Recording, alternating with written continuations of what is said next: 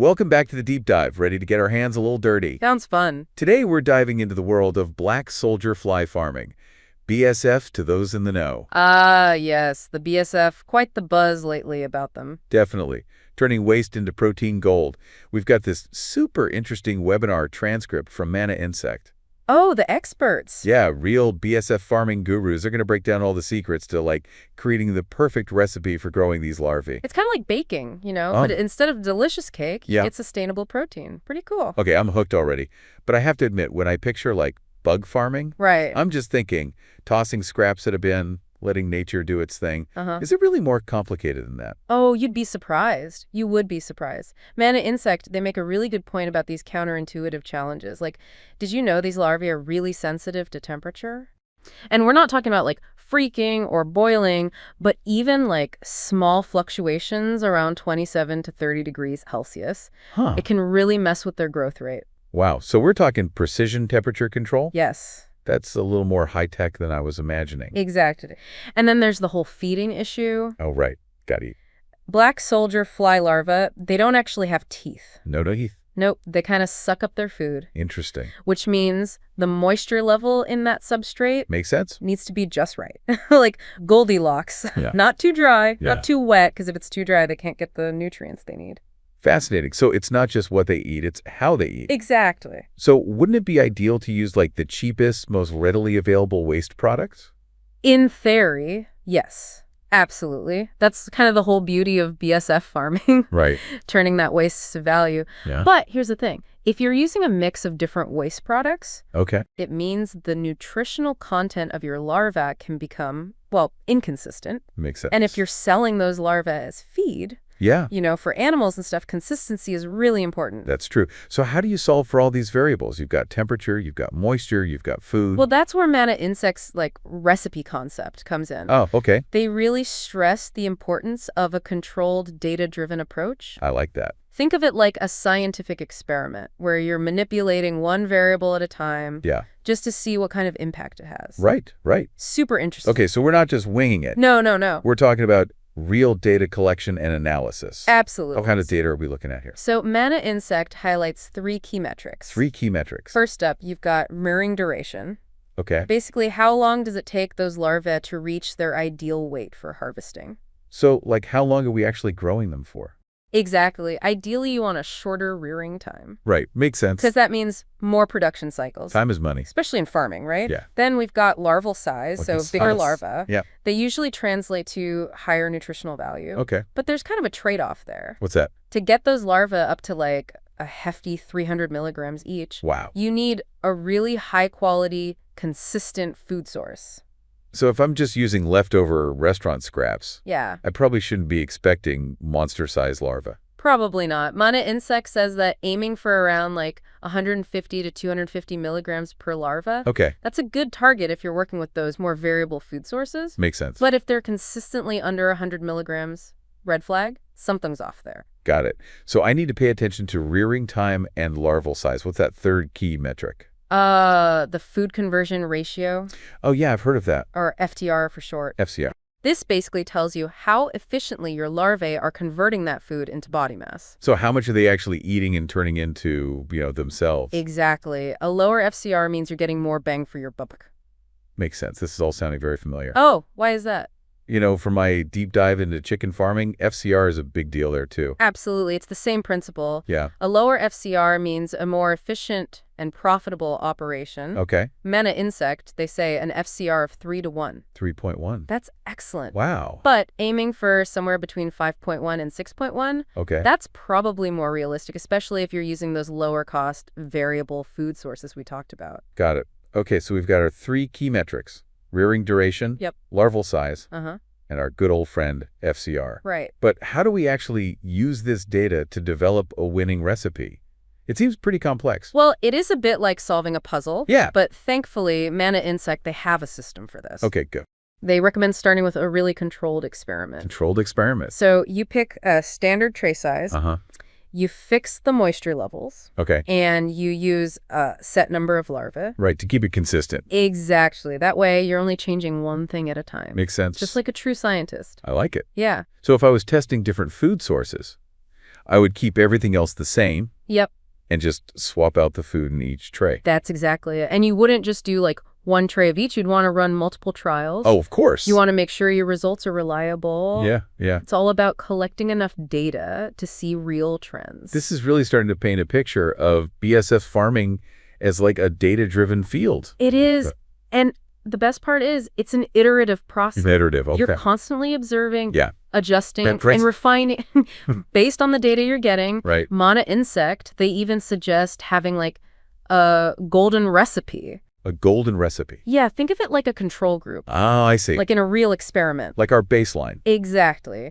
They suggest using like a known high-quality feed as the benchmark. Oh, okay. Something like chicken feed. Got it. Something that you know is going to work really well. So we know what good looks like. Yes, exactly. And then we can compare. Exactly. That makes a lot of sense. Yeah. Okay, this is all incredibly insightful. Good, good. But I have to, bring us back down to earth for a second. Sure. At the end of the day, Right. farming's a business. It is. How does Mana Insect address like the economic side of things? So they're very clear that your target should be Okay. minimizing the cost per kilogram of live larvae produced. Cost per kilogram. Exactly. And that cost is going to vary depending on your inputs, Of course. especially the food source. Right.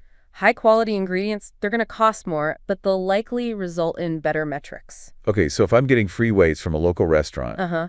my costs are lower, Yep. but my larvae might be smaller or take longer to grow. That's the trade-off. Got it. There's always a trade-off. And there's a third scenario Mana Insect brings up Okay. that I think is really interesting. Lay on me. Imagine getting paid to take someone's waste. What? Yeah. And then turning that waste into valuable larvae. Hold on, that's brilliant. Right. Like we're talking turning trash into treasure. It really highlights the potential of BSF farming, not just for, food production, Uh-huh. but for sustainable waste management. Wow, it's like a perfect circle. Reducing waste, Yeah. creating a valuable protein source, Uh-huh. and potentially generating income Right. all at the same time. I love it. Okay, I think we're starting to see a theme here. What's that?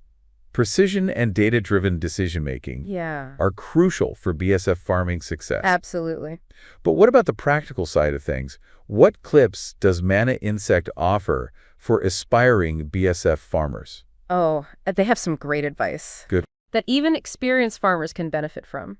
Okay, great. First up, always have a batch of 5-day-old larvae ready to go. 5-day-olds. Yep. That way, as soon as you harvest one tray, you can immediately start a new one, keep the cycle going. So there's no downtime. Exactly. Efficiency is key. Makes sense. What else? Precision in measurements is crucial. Ooh, We're talking about weighing your substrate, Uh-huh. counting your larvae, Okay. making sure that moisture level is spot on. Right. It's meticulous work, Yeah. but it pays off in the long run. So it's not just about having a green thumb. No? It's about having an eye for detail. Absolutely. Okay. And don't rely on just 1 or 2 trays for your data. Right. Run multiple trials to get statistically reliable results. Got it. Statistically significant, we're getting scientific. We are. Okay. So even with something as seemingly simple as raising insects, Right.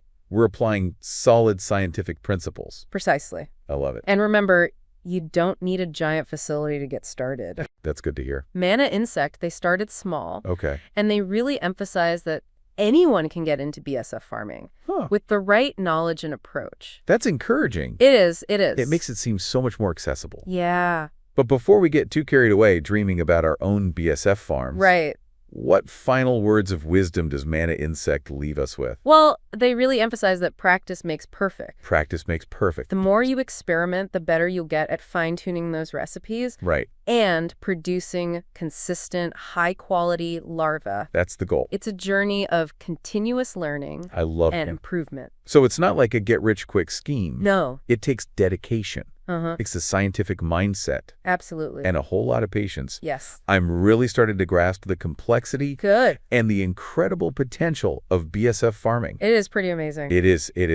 Yeah, it really is. It really speaks to the potential, though, BSF farming. It's not like a magic bullet or anything, Right. but it's a fascinating solution It is. to some very real challenges Definitely. facing our food systems and our planet. Okay, so let's kind of bring it all together here. Okay. We've dug pretty deep into this Mana Insect webinar. Yeah, we have. Exploring their whole approach to creating this perfect recipe for BSF farming success.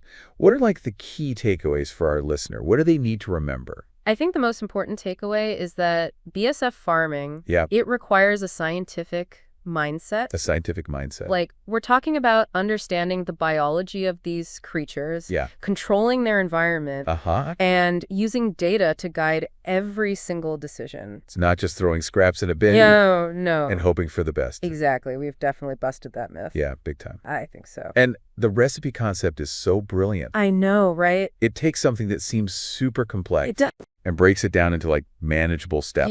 Yeah. I can get behind that. And by focusing on those key metrics, the rearing duration, Yeah. larval size, FCR, Right. you can start to see those levers that you can pull to optimize the whole operation. It's not just about maximizing production here. It's not. It's about finding that sweet spot Yeah. where your larvae are thriving, Right. costs are controlled, and your operation is sustainable Yes. in the long run. That's the goal. Yeah. It's a balancing act for sure. It is. But the potential rewards, huge. We're talking about reducing waste, producing high-quality protein, Yeah. and even generating some income Right. from something that would otherwise just be discarded. It's a win-win-win. The best kind. So for our listener, Yeah. who is now completely captivated by this world I hope so. of BSF farming, where do they go from here? What's like the first step? I'd say start by taking a closer look at your own community. Okay. What kind of waste is just readily available? Right. Could that be the basis for a successful BSF operation? Okay, yeah. So think about Think about it. maybe food waste from restaurants or agricultural byproducts. Yeah. Or even manure That's a good from one. local farms. Yeah. It's all about looking at those waste streams Yeah. with a fresh perspective. Totally. And seeing the potential there. Yeah, the potential for transformation. Exactly. It's a pretty cool challenge and one that could have a real impact. Absolutely. I'm into it. And remember, you don't need a massive operation to get started. That's good. The beauty of BSF farming is that it can be scaled Right? to fit your needs and resources. You can start small. Start small. Experiment. Yeah. Learn. Who knows? Exact. Maybe you'll be the next BSF farming innovator. Maybe you will. You never know. It could be you. It could be you. This has been a really incredible deep dive. It has. We've learned so much Tons of cool stuff. about the fascinating world of BSF farming. Fascinating is right. It's clear that these tiny creatures, they have the potential They do. to really revolutionize the way we think about food production Oh, yeah. and waste management. Absolutely. It's such a game changer. It really is. So until next time, Some next time. keep experimenting. Keep those larvae growing.